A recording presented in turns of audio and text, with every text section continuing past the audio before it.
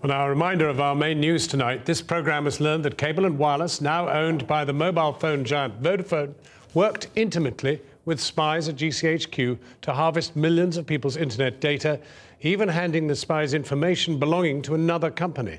Vodafone told us tonight it operates within the law, but it's facing an outcry in Germany, where the government's own advisers have questioned its commitment to privacy and security. Well, we're joined now from Hamburg by Konstantin von Notz, a Green MP in the German Bundestag, who is part of a committee of inquiry into the allegations that Chancellor Angela Merkel's private conversations were listened into by the NSA, that's the American Security Service. And Sir David Omand, former head of GCHQ. He's in Exeter. But first, let me ask you, Konstantin von Notz. I mean, this has been a huge issue in Germany. Where do you think these revelations now take us? Well, I guess this is harming again the trust into the relationship between Great Britain and Germany, and especially the trust of consumers and the German industry into British telecommunications companies. So I think it will do a lot of harm. And that's the difficulty, Sir David, in that this has commercial implications. I mean, if customers begin to think that their company is allowing and is actively participating in the garnering of data, they're likely to want to switch companies to a non-British company.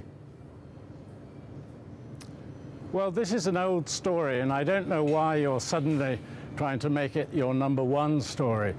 This was fully covered in the newspapers in the summer, and indeed in 1967 the Daily Express revealed the role of the undersea cables. So just take a step back. Nothing that's being done is unlawful. The companies cooperate with warranted access, as they should. I think it's a duty of citizens and of companies to cooperate with the law, and that's exactly, as I understand it, what Cable and Wireless were doing, and under the ownership of Vodafone, it's what they're doing now, and Vodafone have made it very clear they only respond to properly authorized requests. So I really do think you're making a great deal of fuss. Well, Konstantin von Notz, the German government phones are supplied by Vodafone, and indeed Mrs. Merkel has a had a Vodafone phone which was compromised.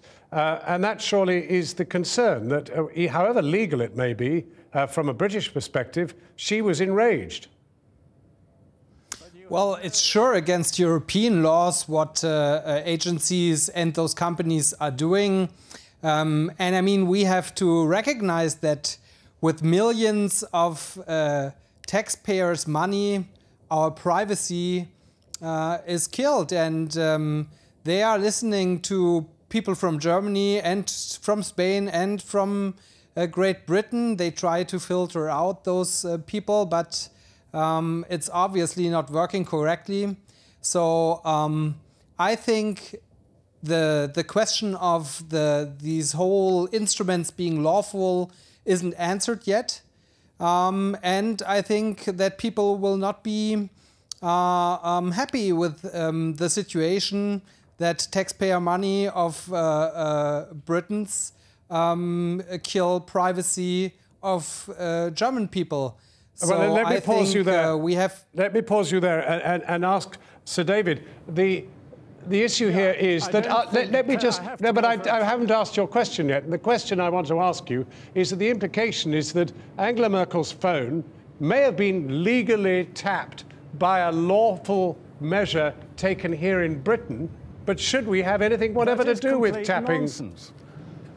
It's complete. You are making up an extraordinary set of stories merely because of the fact one company, Vodafone. What we're talking about in terms of the cable access is something entirely different. You're making a huge mountain out of a molehill.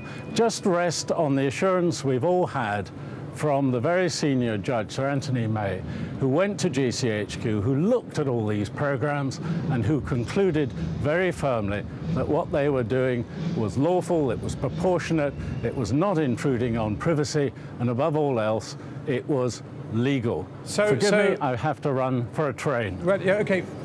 Well, that unfortunately is that. But I can at least put to you, Mr. Notz, Mr. von Notz, that the argument here is that in some way, whatever Vodafone does is absolutely legal in Britain. In Germany, there is a row about what Vodafone appears to do in Germany. Is that correct? Well, I mean, imagine the whole story the other way around. German tax money is used to buy the Deutsche Telekom, to listen to governmental representatives of Great Britain. I think you would have quite a discussion as well. So I think it's very critical, and I understand what Vodafone is saying so far, not that everything is legal, but that they actually don't know that much about those things that are now revealed. Right, but you are sitting on a committee of inquiry. What power do you elected MPs have to do anything about this anyway? I mean, it's beyond your control. No, I don't think so. I think it's against the law what is happening here. And if each government is spying out the people around them in other countries and then exchange the data, the privacy is lost. And that should be a topic for the British discussion as well, as it is in Germany. And we think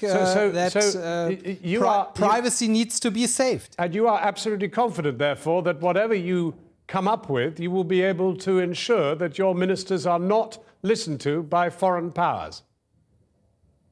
Well, I believe that democracy can heal itself, and we've gone too far with what the German Secret Service is doing as well. So we have to turn that screw back and get back on a legal path.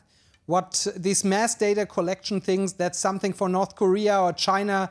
It's not something a democracy by the state of law should do, so we have to stop it. But I can also hear people saying, look, it's all very well. You, once upon a time, had the Baader-Meinhof.